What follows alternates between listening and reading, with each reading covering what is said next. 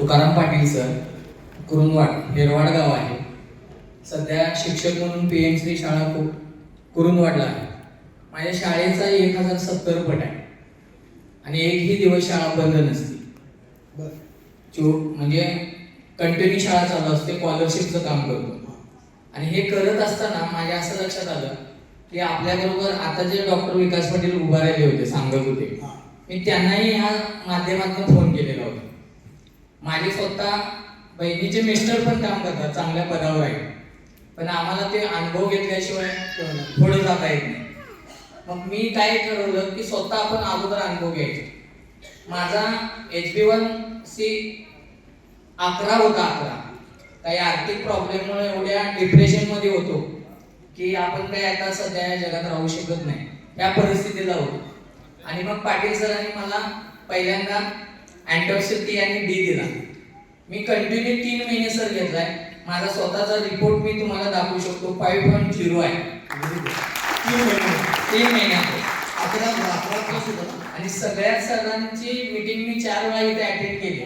मी काही किती प्रॉब्लेम असू देत, सकाळी मी शाळेत 6 ते 10 वर्क केलं आणि मग इकडे ट्रेनिंगला आलो. म्हणजे त्यांना अगोदर सांगितलं माझं जे काही काम आहे ते मी कंप्लीट करतो आणि जातो. मला सगळ्यांना एवढंच सांगायचं आहे की हे करत असताना मी माझ्या जवळच्या अनेक लोकांना व्यसनाधीन बघतोय की जे दारू पित आहेत. आणि ह्याचा एक चांगला किस्सा सांगतो. मी नेसरीला गेलो. नेसरीजवळ तिऊरवाडी म्हणून गडीकलच चंदगड इथे एक गाव आहे. तिथं माझाच एक मित्र, स्टाफ मेंबर, की तो शिक्षक आहे, पण त्याला शाळेपर्यंत जाता येत नाही, एवढं तो ड्रिंकर झाला. आणि मग त्याच्या घरी जर मी 7 वाजता पोहोचलो, त्याचा मुलगा न्यायला आला आणि तो मुलगा जात असताना जे बोलत होता, 10वीचा मुलगा, त्याच्या चेहऱ्यावर इथं लागलेलं होतं. आणि लागलेलं विचारायला मी गेलो, अरे बाळा तुला एवढं कसला वन लागलाय? तर त्यानं सांगितलेलं अक्षरशः मला त्याच्या घरी जायचं की नाही भीती वाटायला लागली. तर तो सांगितला पप्पानी मला खरोखरच ही बाटली फेकून मारली आणि ती काच लागली, दारूची बाटली मारली. आणि मी ज्यावेळी घरी पोहोचलो त्यावेळी तो अक्षरशः त्याला उभा राहायला सुद्धा येत नव्हतं.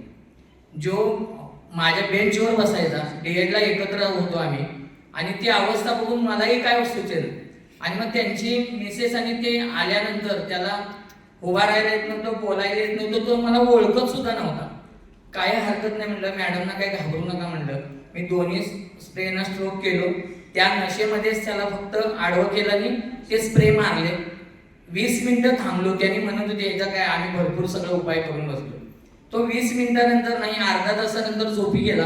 एक 40 मिनिटानंतर उभा राहिला, उठला. उठल्यानंतर ना त्यानं प्रथमच मला बघितलं. मी 10 वर्षात पहिल्यांदा घरी गेलो. अरे तुकाराम, तू इकडे कसं काय आलायस? आणि त्यानं मला मिठी मारली. तर तो म्हणला, अरे तू ज्यावेळी आलास किंवा मला काही माहित नाही, एवढे मी दारूच्या नशेत गेलोय, 2.5 क्वार्टर दारू पिलं म्हणून सांगितलं. आणि तो नंतर ना 40 मिनिटं माझ्याशी बोलत राहिला.